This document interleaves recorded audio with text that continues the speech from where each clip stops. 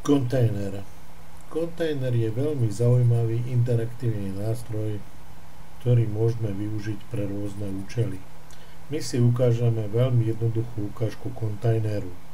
Kontajner vytvoríme pomocou elipsy, čiže klikneme na tvary, elipsa, spravíme si zelenú elipsu, ktorá bude predstavovať náš kontajner. Kontajner plní takú funkciu, že objekt, ktorý patrí do kontajnera, pri premiestnení do priestoru kontajnera v kontajneri zostáva a objekt, ktorý do kontajnera nepatrí, po premiestnení do plochy kontajnera z kontajnera odskočí. My si zadefinujeme jednu hviezdičku, ktorá bude patriť do kontajnera a jeden červený trojuholník, ktorý do kontajnera patriť nebude. Najskôr si zadefinujeme kontajner, čiže vybereme kontajner a ideme cez menu úprava objektu definovať vlastnosť, čiže ideme do prehliadača vlastnosti,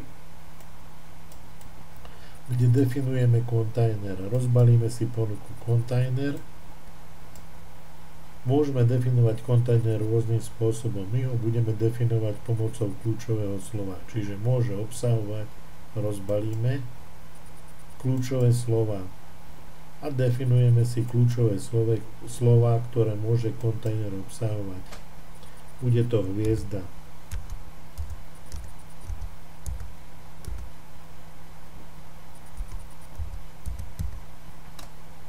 Hviezda. Potvrdíme. Ďalej, všimnite si pravidlo kontajnera. Kontajnery musí byť kompletne tá hviezda obsiahnutá. Čiže nemôže byť niekde na úrovni toho kontajnera, ale musí byť v kontajneri umiestnená kompletne. No a ešte vrátiť, ak nie je obsiahnutý, čiže bude pravda. Kontajner sme zadefinovali tak, že teda obsahuje kľúčové slovo hviezda a všetky objekty, ktoré budú mať priradené kľúčové slovo hviezda, musia v kontajneri zostať. Teraz ideme definovať jednotlivé objekty. Znovu výberovým nástrojom klepneme na objekt hviezda a budeme prostredníctvom identifikátora definovať jednotlivé objekty. Čiže tvar 2 predstavuje hviezdu a kľúčové slovo zadefinujeme pridať a bude to kľúčové slovo hviezda. Potvrdíme OK a v kontajneri zadefinujeme vrátiť, ak nie je obsiahnuté pravda. To isté vzhľadom na to, že trojuholník nemá zostať v kontajneri, nebudeme definovať jeho identifikáciu, lebo teda nemáme mu ani čo definovať, on je zadefinovaný svojím názvom. Iba v kontajneri nastavíme slovíčko pravda. Môžeme to snímku uložiť.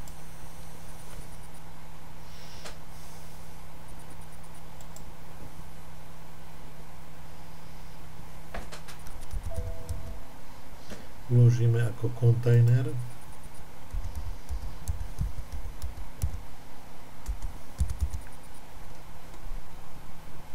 Dáme uložiť.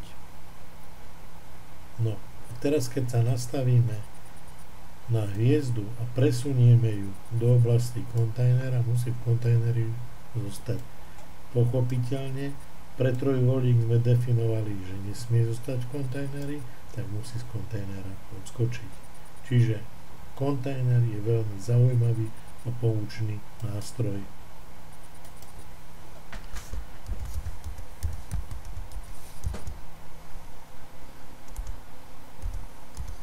Prajem vám veľa úspechov